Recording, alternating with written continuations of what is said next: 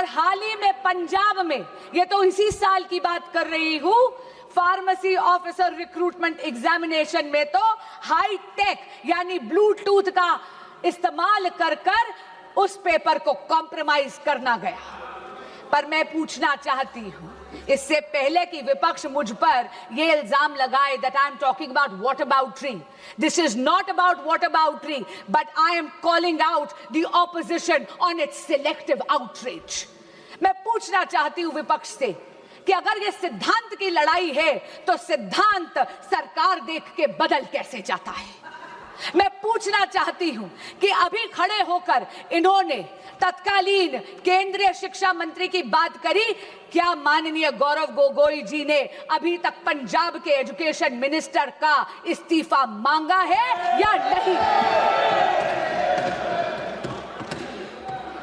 यही बात नहीं है अध्यक्ष जी, एक सिंगल प्रोफेशनल टेस्टिंग एजेंसी की मांग पिछले 30 साल से इस देश में पेंडिंग थी।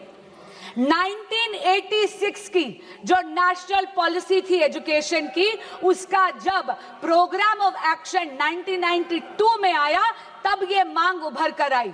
इसको आईआईटी डायरेक्टर्स कमेटी ने 2010 में रीइटरेट करा, इसे दोहराया, लेकिन ये मांग इसको अनदेखा कर दिया कांग्रेस पार्टी और यूपीए ने। क्यों? क्योंकि उनको कोई फर्क नहीं पड़ रहा था कि इस देश के युवा का भविष्य कसौटी पर नहीं उखड़ रहा था। उनको कोई फर्क नहीं पड़ रहा था कि इस देश के युवा का भविष्य उसकी बलि दी जा रही थी। ये तो नरेंद्र मोदी की सरकार आई, एनडीए की सरकार आई तो 2017 में एनटीए का गठन हुआ। अध्यक्ष जी, जहां पर कांग्रेस शासित यूपीए ने पॉलिसी वैक्यूम करा, वहीं पर अगर मैं जेनजी की भाषा को बोरो करूं, then I will have to say Modi ji clocked it and provided a legislative solution. But while Narendra Modi provided an anti-paper leak law, a very robust law, which today is being even more formidable, all that the opposition did was chase political opportunism. अध्यक्ष जी, फर्क साफ है, फर्क केवल सरकार का नहीं, फर्क सोच का भी है। यूपीए का मंत्र है delay, deflect and deny, Modi का मंत्र है डिटेक्ट, डिसाइड एंड डिलीवर।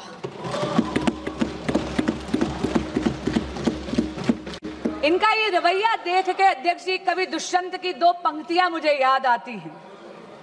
तुम्हारे पैरों के नीचे कोई जमीन नहीं है, तुम्हारे पैरों के नीचे कोई जमीन नहीं है, कमाल है कि फिर भी तुम्हें यकीन नहीं है। अध्यक्ष जी, अपनी वाणी को विराम देने से पहले मैं ये जरूर कहना चाहूंगी कि बात राजनीति की नहीं है, बात इस देश के युवाओं की है। और इस देश के युवाओं का भविष्य किसी भी राजनीतिक विचारधारा या दल की डिफरेंसेस से ऊपर है।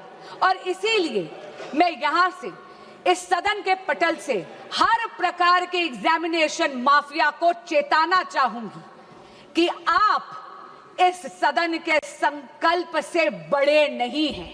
और आज आपके माध्यम से अपील करना चाहूंगी विपक्ष के साथियों से और सदन के एक एक सदस्य से कि सर्वसम्मति से आज इस संशोधन को पारित करिए। अब ना कोई पेपर बिकेगा, ना किसी का सपना झुकेगा। जो युवाओं के भविष्य को लूटेगा वो सलाखों के पीछे रहेगा।